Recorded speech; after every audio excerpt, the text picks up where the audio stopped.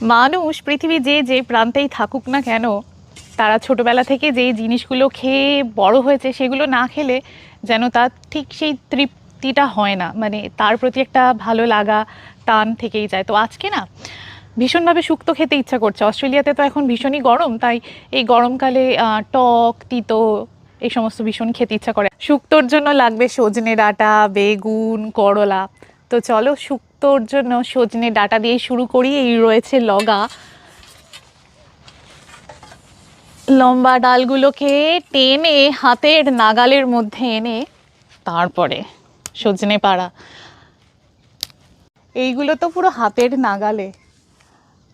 গতবারে যখন দেশে গিয়েছিলাম ওখানে দেখি প্রচণ্ড সরু শুকনো শুকনো সমস্ত সজনে ডাঁটা বিক্রি হচ্ছে বাজারে। সবজিগুলো সত্যি মানে দেখে কেমন একটা মনে হচ্ছিল যে তরতাজা নয়, জল ছিটিয়ে ছিটিয়ে রাখে এবং সেভাবেই লোকে কিনছে। উপায় নেই, খেতে তো হবে, এগুলোই কিনতে হবে।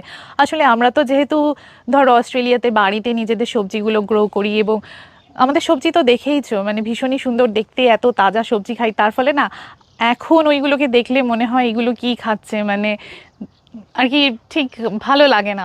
তো যাই হোক, এই দেখো তোমাদেরকে দেখাই, শুকনো লঙ্কা, মানে লঙ্কা তুলেছিলাম এর আগে, তো লঙ্কা শুকোচ্ছি আর বড়িও দিয়েছি, মুসুর ডালের বড়ি। আর ছোটোবেলায় সেই মাকে দেখতাম যে থালার উপরে লবণ দিয়ে তেল দিয়ে তার উপরে বড়ি দিত, দিয়ে রোদে শুকোতো, তো মুসুর ডাল ব্লেন্ড করে বড়ি দিয়েছি, এখন শুকোচ্ছি। শুকনো লঙ্কা আর বড়ি যখন রয়েছে তাহলে এবার বাকি সবজিগুলো তুলে ফেলা যাক। প্রচুর করলা হয়েছে, তো কয়েকটা করলা নিয়ে, এই দেখো শুয়োপোকা করলা খাচ্ছে। শুধু আমরা বাঙালিরা নয়, শুয়োপোকারাও কিন্তু তিতো খায়। বেগুন দেখো রোদে কীরকম বেগুন পুড়ে গেছে, তো বেগুন তো লাগবেই। কাঁচকলাটা না, আমার বাড়িতে যে গাছ রয়েছে কলা গাছ, সেগুলোতে সব মিষ্টি কলা হয়, তো কাঁচকলাটা আর কি বাজার থেকে কিনতে হবে, আলুটাও কিনতে হবে।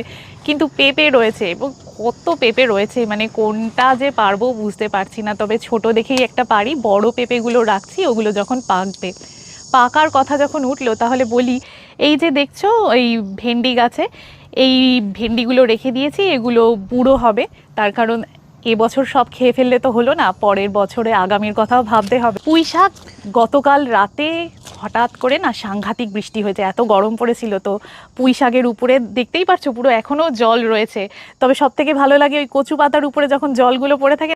প্রথমে বড়ি দিয়ে শুক্তো খাবার খুব ইচ্ছে হয়েছিল, আর এখন তো মাছের মাথা দিয়ে পুঁই শাক, সর্ষে দিয়ে সজনে ডাঁটা খেতেও কিন্তু ইচ্ছে করছে। তো যাই হোক, সেগুলো তো হবেই। তোমাদের বাড়িতে আজকে কি কি রান্না হচ্ছে অবশ্যই কমেন্ট সেকশনে জানিও। আর হ্যাঁ, পারলে অস্ট্রেলিয়াতে একটু ঠান্ডা পাঠিও।